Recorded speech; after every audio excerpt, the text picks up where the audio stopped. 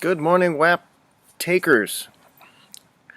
I hope this reaches many of you guys. I had trouble sleeping last night because there's something I figured I left out. With 45 minutes, they're not giving you a lot of time. They don't expect Tolstoy, more Hemingway. Don't get caught up on big words. Keep it simple and sweet.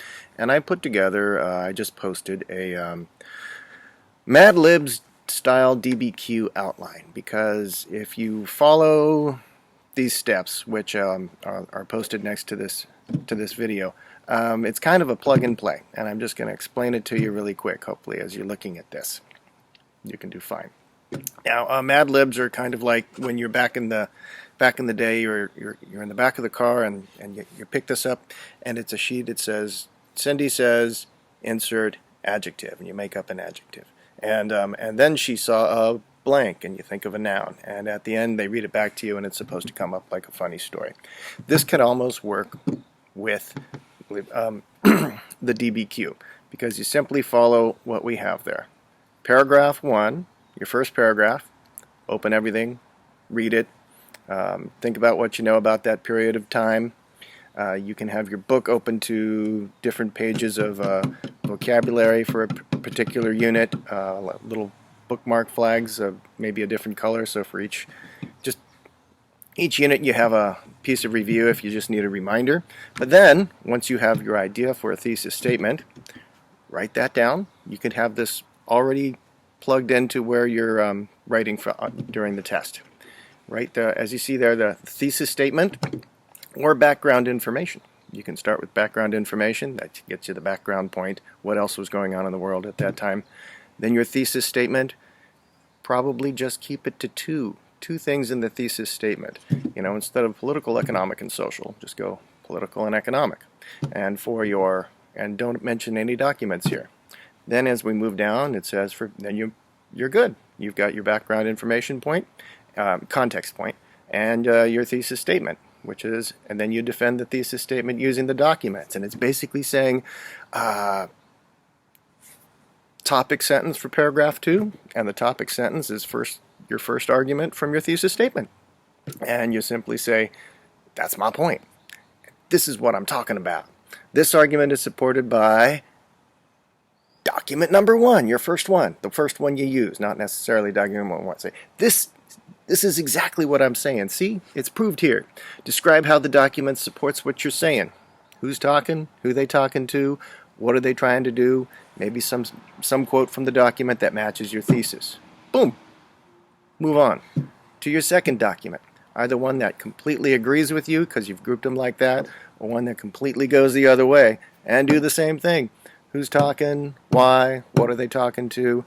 There, you've got your point of view points.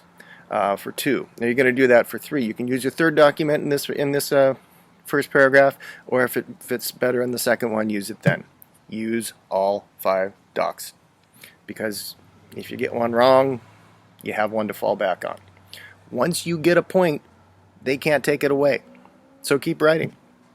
Bring in, and at the end of the paragraph or anywhere in there, bring in any specific examples from the rest of the world. You can John Green this, like, unlike the Mongols, who did this, because remember, except the Mongols, pretty much they can fit into any historical period. Unlike the Mongols, who didn't care about your religion. Unlike the Mongols, who accidentally brought about cultural diversion. Unlike the Mongols, who brought peace and prosperity, or unified government. This place didn't. Whatever it works. Anything from the outside world. All right. And then you move on to paragraph 3. Again, topic sentence. Now you simply do that using the second part of your thesis statement. What documents haven't you used? Use your fourth document here. Same way. Use your fifth document here. Same way. If 1, 2, and the first 3 that you use from paragraph 1, you can use them here. Now at the end, refer to your checklist to make sure you've covered every point. Keep writing. Once you have a point, they can't take it away. And then relax. Press submit. You can get away with only 3 paragraphs here. It doesn't say anything about paragraphs or number of paragraphs. There we go. So if you do that, opening, you get the context point. End of first paragraph with a thesis statement, preferably just 2 parts. You get the thesis point. If you're more comfortable with 3 and it works for you, that's great. That'll help you get complexity. You've used all the documents. You've described at least 2 of them. Point of view.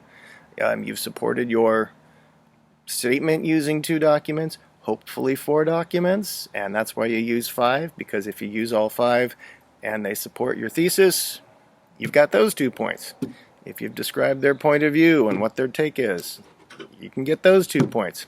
If you get something specific from beyond history, which is if you're drawing a blank, refer to your vocab notes or unit notes, you could get those 2 points. What else was going on in the world at that time?